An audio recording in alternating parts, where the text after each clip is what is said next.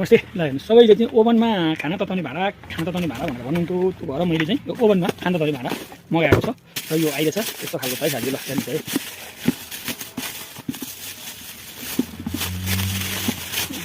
है यो यस्तो लक छ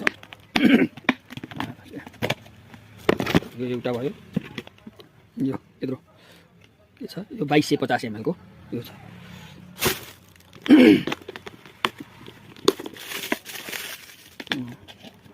यत्रो छ यो 1250 ml को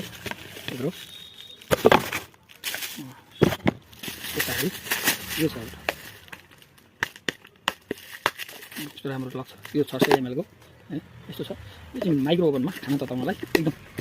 राम्रो हुन्छ मगायो भनेर सबै साथीहरूले भनेकोले मैले यसलाई मगाइदिएको छु हजुरलाई चाहियो भने आवश्यक पर्यो भने आउनु होला भइदिनु होला रिजनेबल प्राइसमा पाउनुहुन्छ